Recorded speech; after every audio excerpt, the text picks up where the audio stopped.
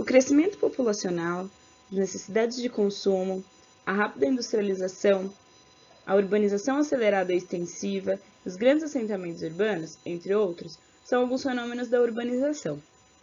A urbanização acelerada e extensiva é definida pelo movimento crescente de extensão das condições e modos de vida urbanos para além das cidades, ou seja, é o território urbano chegando mais próximo da zona rural, deixando de manter a diferença nítida entre as características do território. Esses fenômenos da urbanização provocam impactos ao meio ambiente, como a remoção da cobertura vegetal original, impermeabilização de extensas áreas, canalização de rios, modificação do comportamento do ciclo hidrológico. E as consequências ambientais advindas da urbanização e desses impactos são alterações no comportamento de variáveis climáticas, alterações dos regimes pluvial e fluvial, erosão nas cabeceiras de drenagem, processos erosivos acelerados, deslizamentos de encostas e enchentes urbanas. Esses impactos e consequências ambientais da urbanização atingem diretamente a sociedade. Dessa maneira, no ambiente urbano, foi criada uma regulação urbanística, que consiste na modernização do espaço urbano, visando a melhoria da qualidade de vida das cidades, reunindo, entre outros, projetos de parques e áreas verdes. A criação desses espaços possibilita ao homem moderno refazer as suas energias gastas na sua vida estressante da cidade com o trabalho monótono, usando esses espaços como recreação e descanso. A criação de áreas protegidas se justificou, sobretudo, para fins estéticos e recreacionais, tendo sido elas colocadas à disposição das populações urbanas. Esses espaços de contemplação e lazer para as populações residentes na cidade é amplificada em virtude desse caos urbano que se instala nas metrópoles, da própria relevância assumida pela questão ambiental na atualidade e das novas tendências do mercado ecológico, que enfatizam a importância da adoção de hábitos mais próximos da natureza. Como dito, a criação de áreas protegidas em ambientes urbanos provoca impactos sociais e ambientais. Nos sociais, podemos citar maior fluxo e concentração de pessoas, que está diretamente relacionado ao incremento de atividades como o turismo, novas oportunidades de negócios, aumento de vagas de emprego, questões sobre o uso e ocupação do solo, zoneamento territorial, especulação imobiliária, já que essas áreas são visadas pelo seu oferecimento de conforto e descanso, lazer e recreação, aumento de demandas por serviços urbanos diversos e o contato com forasteiros e visitantes pelos moradores locais, que geram alterações das relações de sociabilidade nos hábitos culturais. Já os impactos ambientais podem estar ligados a conservar a floresta, combater politicamente grupos responsáveis pela exploração ilegal, minimizar a perda e a fragmentação dos habitats, evitar a introdução de espécies e doenças exóticas, combater a exploração excessiva de espécies de plantas e animais, combater o uso de híbridos e monoculturas na agroindústria, promover programas de reflorestamento e evitar a contaminação do solo, água e atmosfera por poluentes. As áreas protegidas urbanas são vistas desejadas pela sociedade como refúgios para a biodiversidade, reservas das novas raridades, tanto naturais quanto culturais, referente aos modos de vida tradicionais, contra projetos para evitar usos indesejados, por exemplo, a exploração excessiva dos recursos naturais. Barreiras ao desenvolvimento.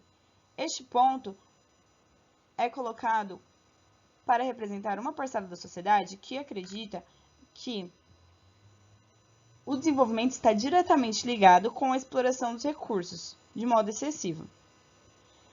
Porém, o próximo ponto, que é o mecanismo de modernização ecológica para garantir investimentos internacionais e garantir a expansão das atividades, confronta o ponto anterior, pelo fato de que, para um país ter atividade econômica ativa exteriormente, é necessário que os seus recursos naturais sejam preservados.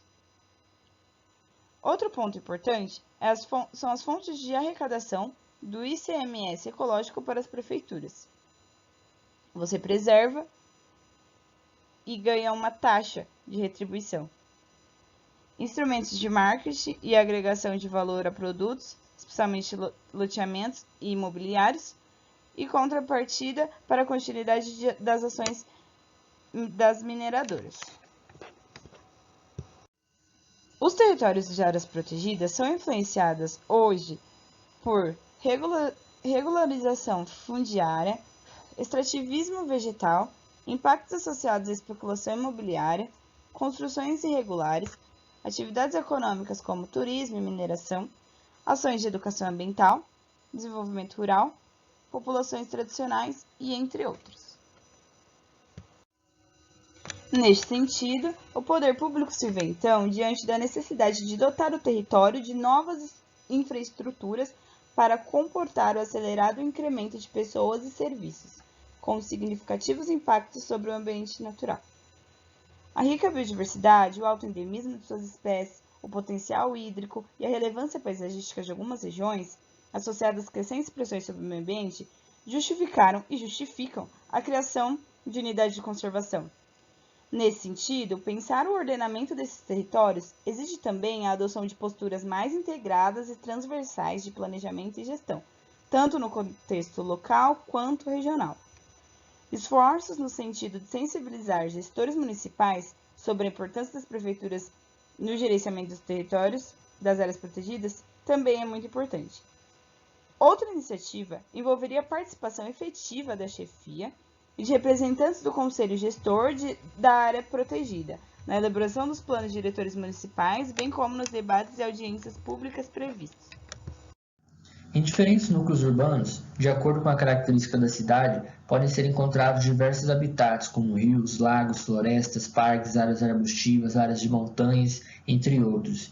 E isso nos remete à natureza e ao meio ambiente.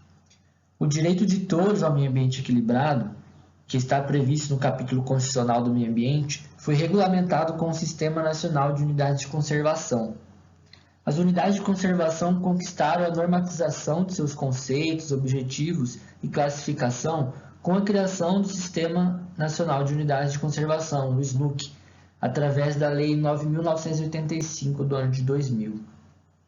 Isso foi vital para sistematizar conceitos, objetivos, diretrizes, estrutura e classificação das áreas ambientais protegidas no Brasil.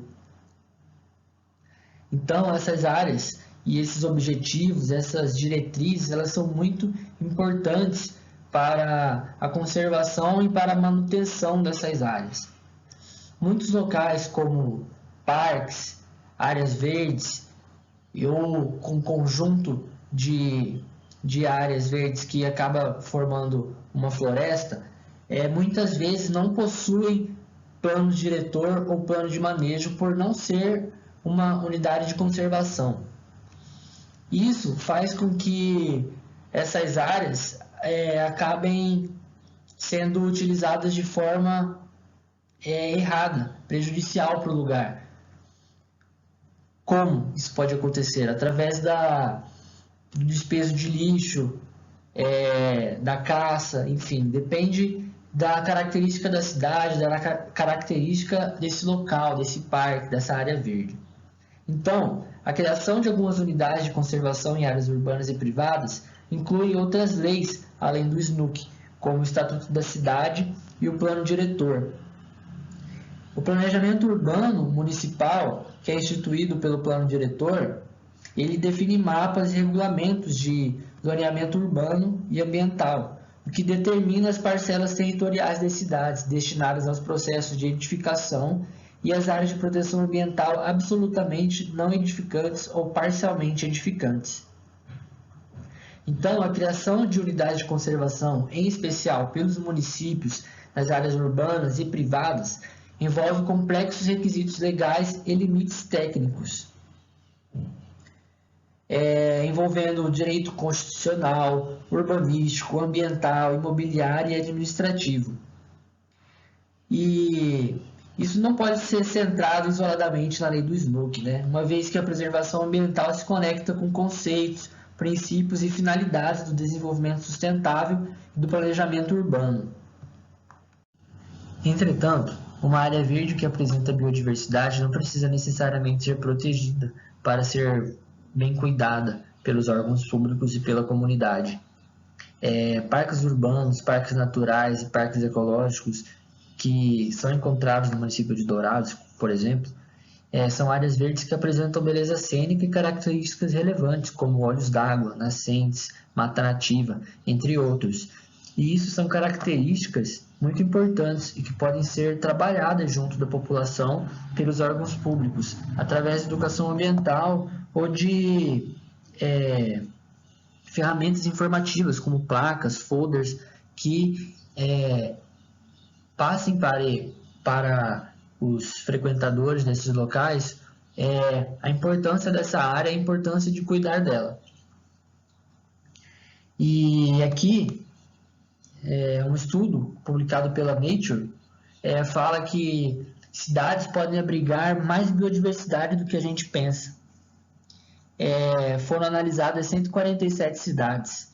Em 54 cidades foram avaliadas espécies de aves e em 110 cidades espécies vegetais. E descobriu-se que, em média, 8% das espécies de aves e 25% das espécies de plantas dessas regiões examinadas sobrevivem à urbanização do local. A maioria dessas espécies urbanas reflete a herança da biodiversidade de determinada região geográfica, o que significa dizer que uma porcentagem das espécies nativas continua a sobreviver depois da urbanização. Ainda de acordo com a pesquisa, ao contrário do que se pensa, centros urbanos não são locais inférteis para a biodiversidade. E apesar deles comemorarem esses resultados da pesquisa, essa biodiversidade urbana é maior do que eles esperavam, mas ainda é muito pequena comparada com a biodiversidade presente no meio natural. Aqui um outro estudo de caso, que é um diagnóstico ambiental do Ribeirão das Cruzes, em Araraquara, São Paulo, que detectou 234 espécies de animais que vivem próximas aos 4 córregos que ajudam no abastecimento de água da cidade. 80% do trecho pesquisado fica em áreas urbanas ou periurbanas, que são as faixas de transição entre a cidade e o campo. As regiões são compostas de pequenos blocos de matas ciliares, com cerca de 30 metros de extensão. Ainda assim, foram observadas 5 espécies de aves que correm risco de extinção, segundo a lista do governo estadual. São elas: o chorozinho do bico comprido, na primeira imagem, a araraúna, a pipeira da taoca, na segunda imagem, a curica e o anucoroca, uma espécie de papagaio. Os mamíferos também marcaram presença na lista de animais ameaçados. Dos 27 catalogados, 5 estão nela, como o gato do mato, a onça parda, o veado mateiro, o lobo-guará e o macaco buju preto, na última ilustração. Considerações finais. A criação ou manutenção das áreas verdes urbanas são de grande importância para a conservação de espécies, tanto de animais como vegetais.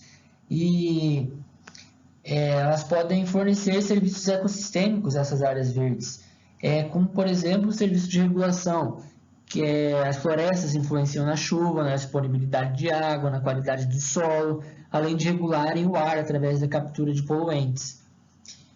Também tem os serviços de provisão, que são todos os materiais providos pelos ecossistemas, que são consumidos por nós, como frutos, animais ou até matérias-primas, como madeira, óleos de plantas, água.